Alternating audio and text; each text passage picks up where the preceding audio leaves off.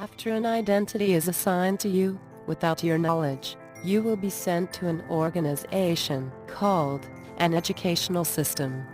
It differs a little from country to country, considering the culture, but more than that, country's budget, so I will refer to the educational system from the country where I was born. The differences are almost less important, considering the similarities.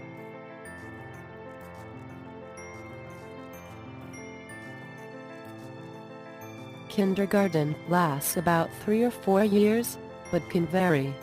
In kindergarten, I learned many stories, tales, things related to imagination. Why? I don't know. Nobody told me. I still have no idea why.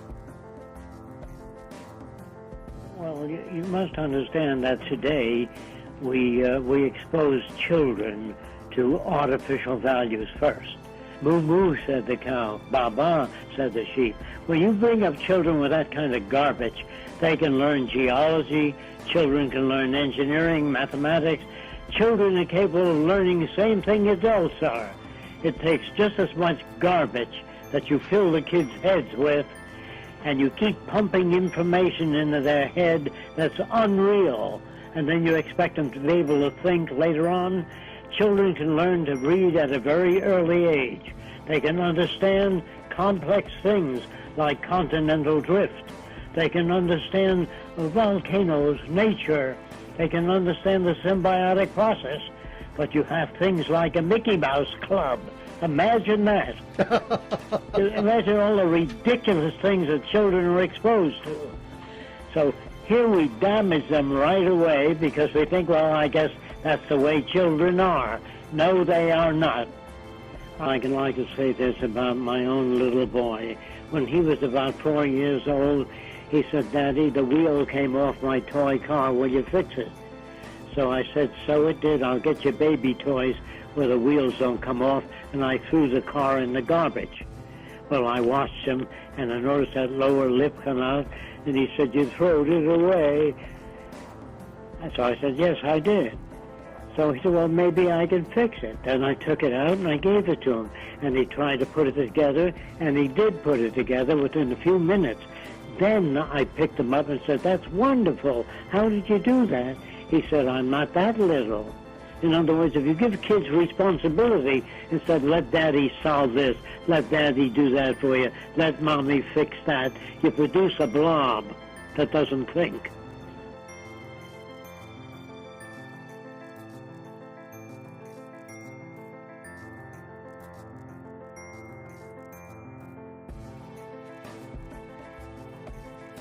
I was often forced to wear the same outfit as others, an outfit imposed by the educational system, without an explanation. The school program is fixed. So, you are bound to respect it, otherwise, it is likely to expel you, resulting in a potential lack of job, leading you to starvation, being unable to take possession of money. Speaking of program, school started early in the morning. Because of this, I was forced to wake up around 7 a.m. This meant that bedtime was not dictated by the biological system, but by the educational system, leading to constant brain and other organs fatigue. Often I came to school very sleepy, and the school wants to be an institution in which you must retain information.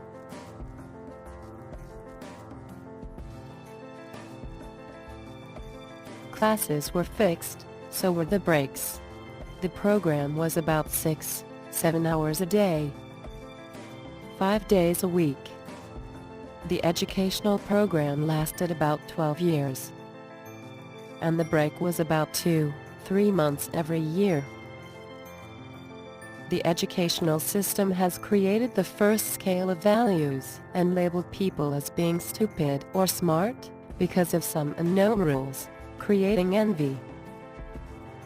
If you're born with a better brain than them, say the tissue is better quality, the neural processes are better built, if you live in Nazi Germany, you become a Nazi faster. even if your brain is better. The brain has no mechanism for knowing that which is relevant or less relevant. And that goes for intelligence. I don't know if I've talked to you about an electrical engineer of 75 years ago, an intelligent one, couldn't get a job today. So when you talk of intelligence, what are you talking about? It's an ongoing process. It isn't, that's why there's no such thing as an intelligent person. That if people are fairly well informed in area A and B, not informed in area C. Also, school promoted competition that leads instinctively to dispute. And do not forget that competition may have winners and losers. Mostly, the school in which I, along with millions of other children, have taken part, created a false scale of values and promoted competition. Also, school destroyed something very important, curiosity, since nobody gave you any explanation for the way you were forced to behave there, just telling you to do things without asking.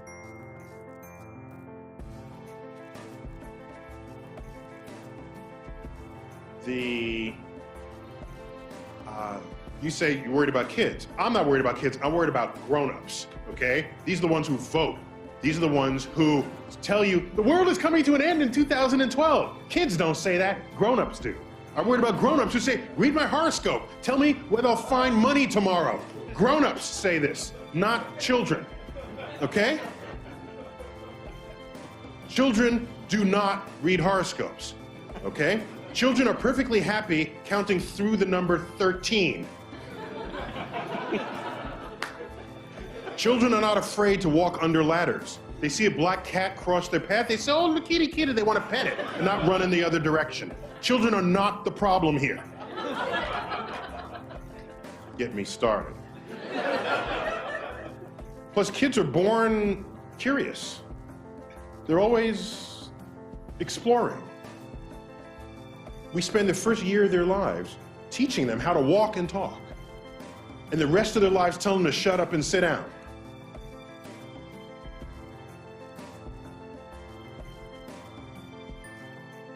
To see what it is all about, and to summarize what I have learned in school, let's recap. I remember that I learned a language. This language that you are hearing right now. Let's focus a little bit on that. You don't understand me. We don't know. A lot of people think that somebody invented language. And they say the reason for language is to communicate. That's not true. What happened, the guy banged his elbow. He went, ah, and he banged his knee, went, whoa. Then he ate something in the field, and language is an extrapolation of all those sounds over many years. Nobody's ever sat down and invented language. The language in this form is centuries old, and although it represented the point of support in the development of mankind, it is now outdated. Often slow, sometimes too long for the sent message, but more importantly it's interpretable, which makes it useless. We know that mathematics, chemistry and physics are not subject to interpretation. They are fixed languages. Well, the language that you are hearing right now is interpretable. I can tell you now that you and your boss are the same. But what did I actually mean? You were the same, but how? You look the same, behave similarly, or what? Depends on what you understand, because this is interpretable. But if I scientifically prove to you that both of you are composed of the same chemical elements, then no one would have any doubt about what my message means.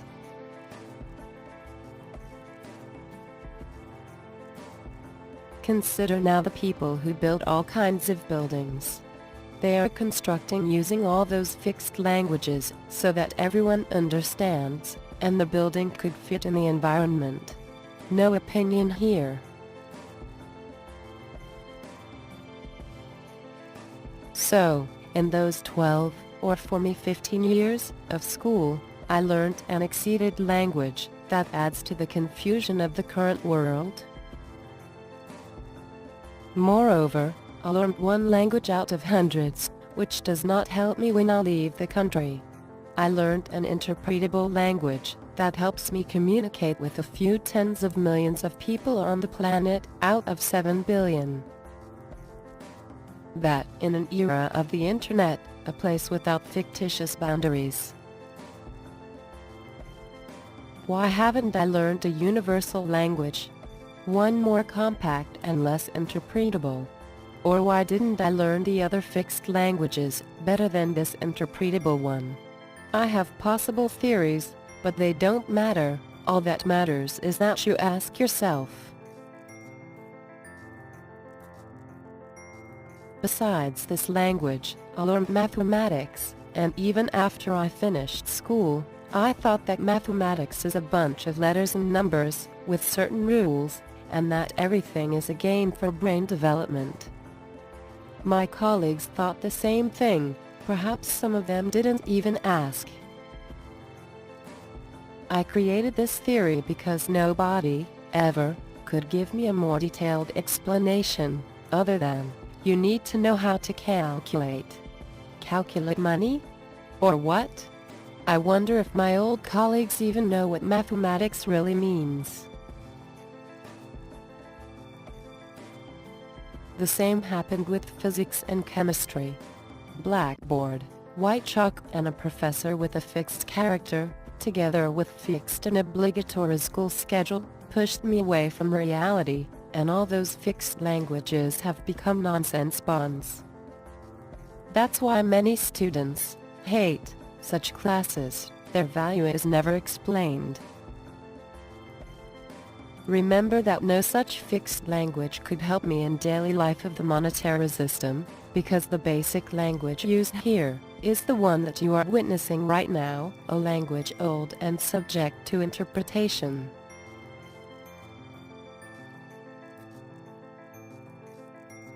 I also learned geography and history. History never interested me because I did not know if indeed such things happened. They were just writing for me, and the present is much more important anyway. Besides, I didn't agree with stories where armed criminals were seen as leading heroes. Geography taught me names that it said were countries. That means some portions of planet Earth were conquered by people, just as monkeys do, and named.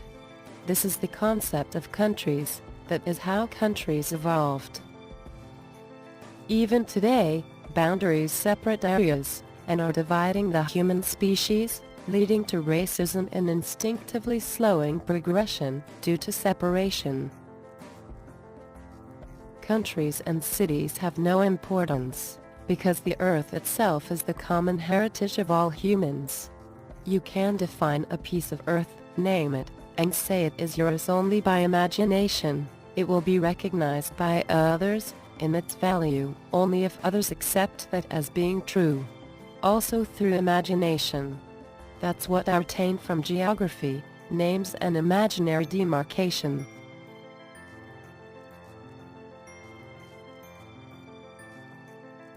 I learned about God and religion, a theory that says the world was created by a divine creature within 7 days. Basically, the theory was promoted and accepted by all, especially as it was taught in school as being true. It is in contradiction with other subjects in school, such as physics, chemistry or biology, even with reason, and for me, it just created confusion.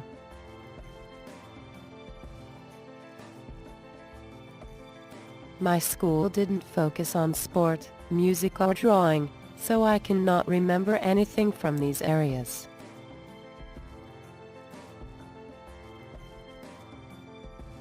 The closer I got to the end of these 12 years, the less rationality I found in what I learned.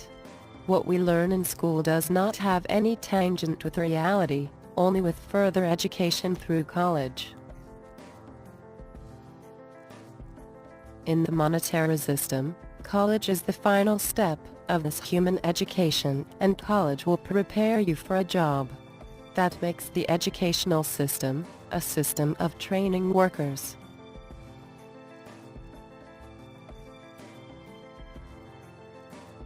"12 years in which I learned a language that confused me more than it helped me. 12 years in which I was confused by the different theories of my existence.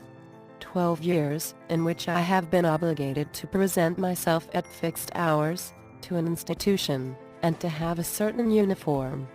12 years in an organization that pushed me away from mathematics, physics, biology or chemistry. 12 years in which I didn't receive any explanation for what I learned, why I learned it, or why I should respect the educational system's rules. 12 years that I personally consider as being lost and immoral. 12 years in which I could learn so much. Then, another 3 years of college, which only prepared me for a job. So, where is the education? Maybe the country where I was born was to blame. But then, you can think of the years you've spent at school, and the information learned, then correlate that with reality and draw your own conclusions. After you draw your conclusions, think about whether you accept taking part in such a program for 12 to 15 years, only to learn, without receiving any degree or any gratitude at the end. I haven't heard school teachers say, let us make education relevant to the needs of people. I've never heard a descriptive system from universities or any elaborate organization. The democratic concept, for example, where everybody participates and contributes, I believe they can only contribute that which they've learned from the culture. And they can't be that different and be a member of a standard organization. Even though the universities today have the most sophisticated equipment in the science labs, the architectural labs, all the labs, and the wars are getting worse. The explosives are getting worse.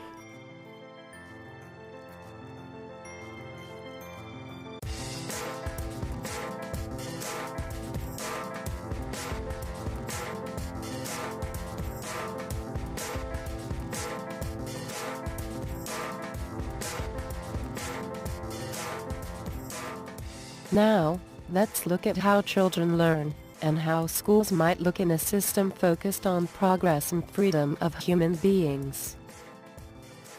The children enthusiastically got after me to say, now what do you want us to do? I gave them 6 GCSE questions. The first group, the best one, solved everything in 20 minutes. The worst in 45. They used everything that they knew. News groups, Google, Wikipedia, Ask Jeeves, etc. The teachers said, is this deep learning? I said, well, let's try it. I'll come back after 2 months. We'll give them a paper test, no computers, no talking to each other, etc. The average score when I had done it with the computers and the groups was 76%.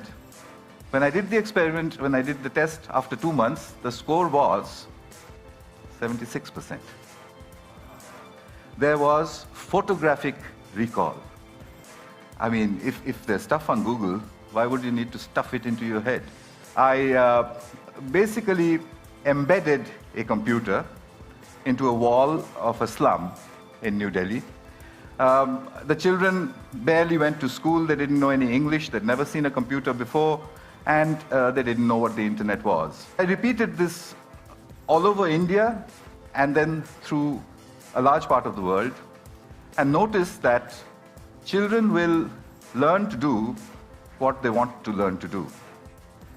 So at the end of it, we concluded that groups of children can learn to use computers and the internet on their own, irrespective of who or where they were. I got an interesting phone call once from Colombo, from the late Arthur C. Clarke, who said, I want to see what's going on. And he couldn't travel, so I went over there. He said 2 interesting things. A teacher that can be replaced by a machine should be.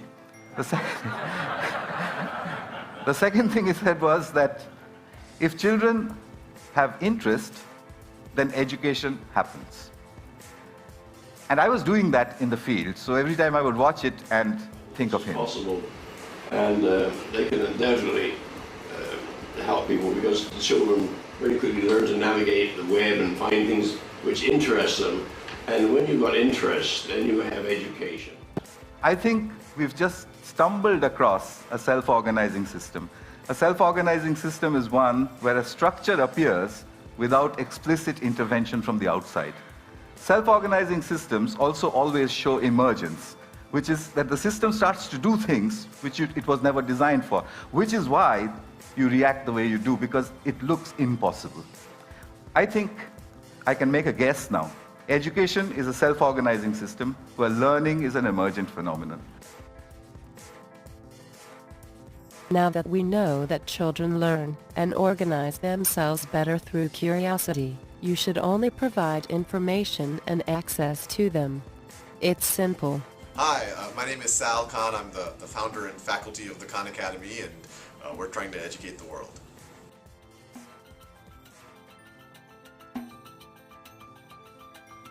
Welcome to the presentation on Basic Addition. But in August of 1789, they've already done their version of the Declaration of Independence. And the process is called photosynthesis. I was tutoring my cousins, literally, and I had to kind of figure out a way to scale myself up, so I started recording YouTube videos, and I started making little software modules for them, but I made it so anyone could use them, and started getting a lot of traction. What Salkhan has done is amazing. He's taken all this material and broken them down into little 12-minute lectures. I use it myself to remind myself of things. I have children who like it, so I was super happy he came up and we got to talk about where does he go now? How can my foundation help him pursue this dream and connect it up with the other great things going on the internet? I want it to be a standalone virtual school where anyone in the world who wants to learn anything can go there, start from the basics, progress as far as they need to go, get feedback, get assessment, get practice, and eventually I want it to actually become the operating system for what goes on in the classroom, where every student's allowed to work at their own pace, and the teacher actually becomes more of a mentor or of a coach. So I see Salkhan as a pioneer in an overall movement to use technology to let more and more people learn things, know where they stand. It's the start of a revolution. A system like that will create curious, intelligent, and inventive individuals, something different from a worker. Such a system couldn't help you in the monetary system. Then you have to ask yourself, why is that? I didn't want to teach my kid how to read, so I used to read to him at night and close the book at the most interesting part. He said, "What happened then, Daddy?"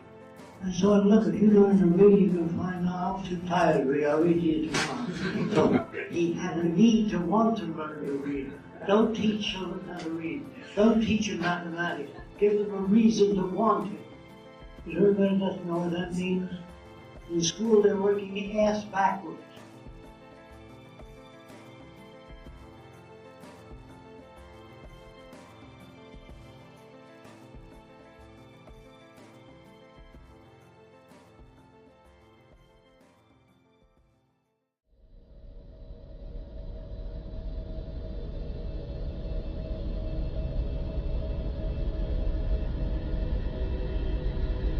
An individual of the human species, the dominant intelligent species on planet Earth, should learn how he and the environment works, to try to understand what is happening around him, through the best and demonstrable information possible. It's a mockery to use 12, 15, or even more years of a human being's life, that is around 70 to 80 years, to prepare him to become a worker, or to learn a language limited by your culture. Such an educational system is against evolution. It makes the human species go forward, not in a straight line, but in ellipses.